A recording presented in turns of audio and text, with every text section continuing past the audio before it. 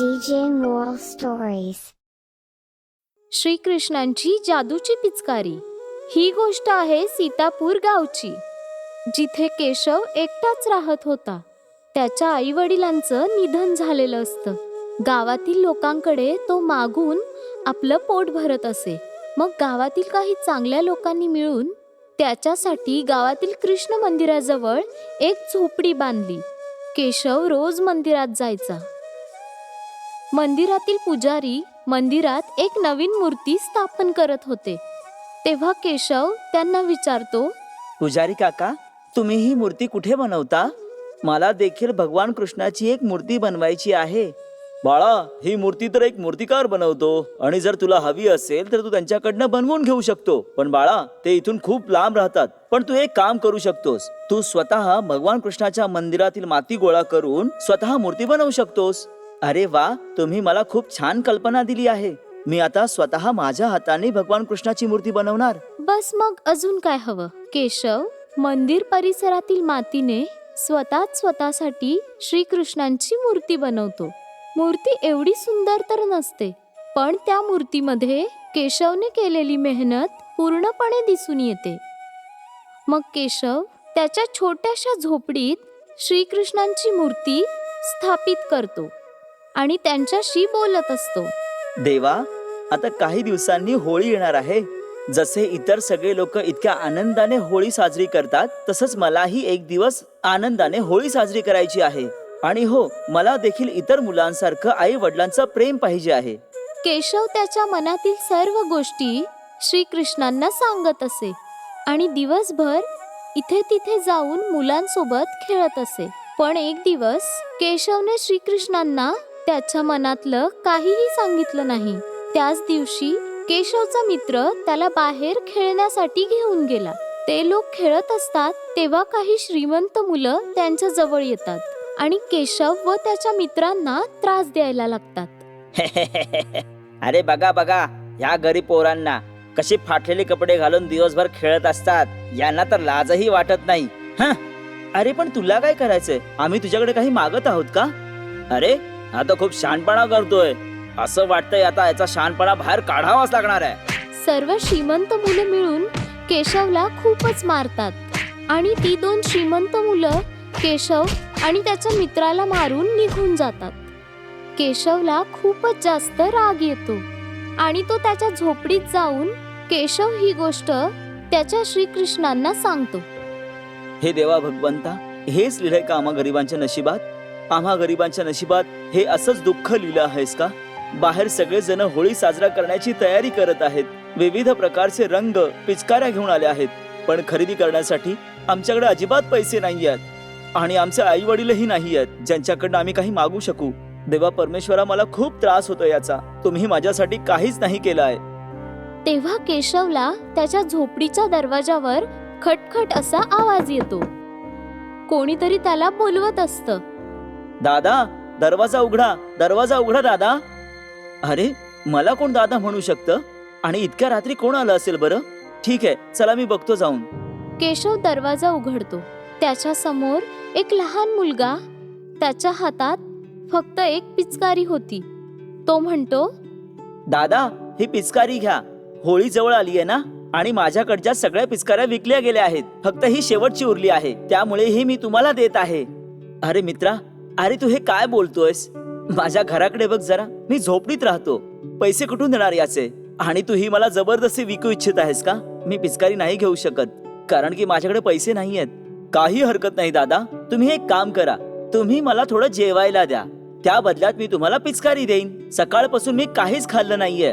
केशवच्या घरात जे काही ठेवलेलं होतं ते त्यांनी त्या मुलाला खायला दिलं आणि म्हणाला, हे घे मित्रा, माझ्याकडे तर इतकंच आहे, हेच खा आता. दादा, भुकेल्या व्यक्तीसाठी तर अन्नाचा एक कणही पुरेसा होतो. हे घे दादा, ही पिचकारी तुझ्याकडे ठेव आता. पण दादा, जाता जाता मी एक गोष्ट सांगतो. ही पिचकारी तुम्हाला दिली म्हणून तुम्ही नेहमी माझी आठवण काढाल. अरे असं काय आहे या पिचकारीमध्ये?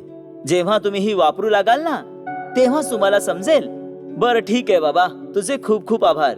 तुझ्यामुळे होळी खेळण्यासाठी मला पिचकारी मिळाली. मग तो मुलगा तिथून निघून जातो.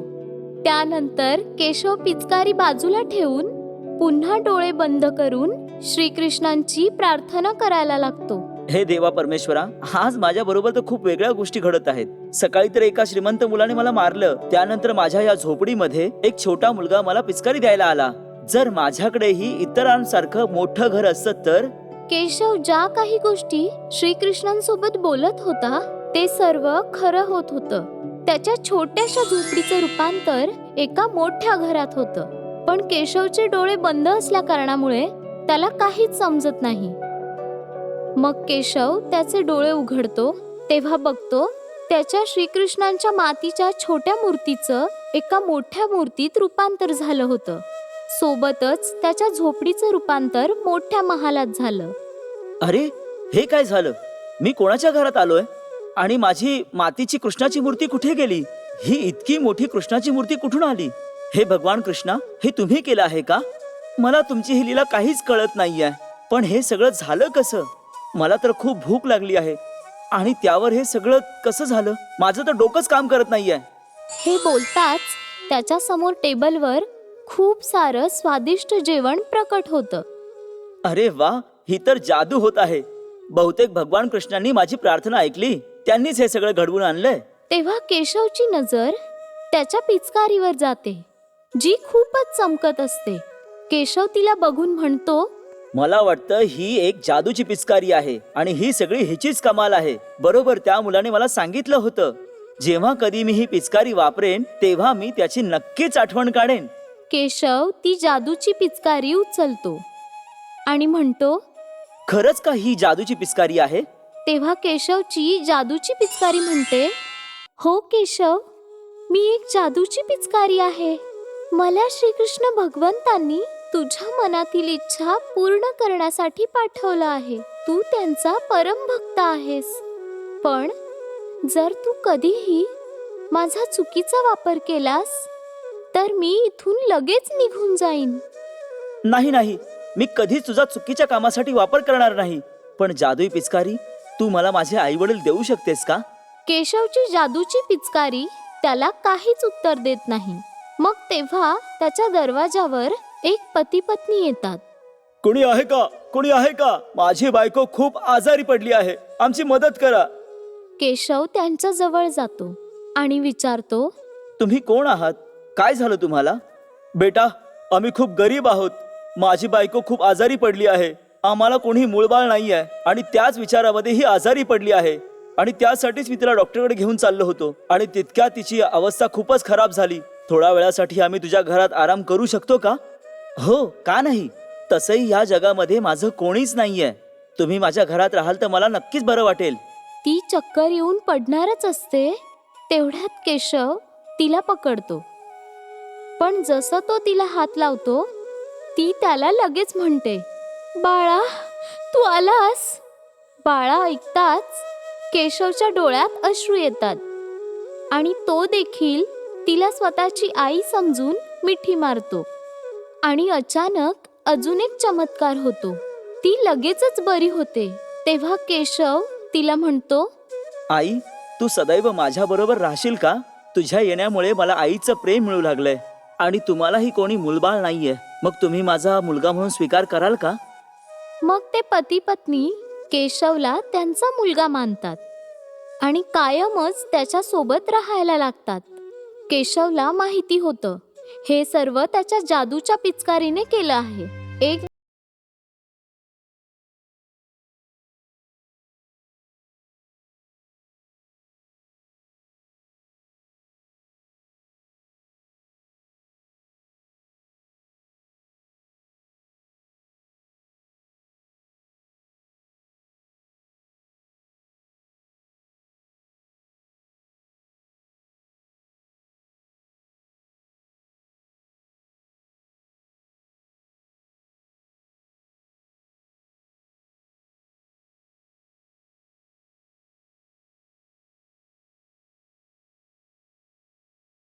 केशव त्याच्या जादूच्या पिचकारीला सांगतो, हे जादुई पिचकारी, ही मुलं मला मारायला येत आहेत. ह्या दोघांचं एकमेकांशीच भांडण लावून दे.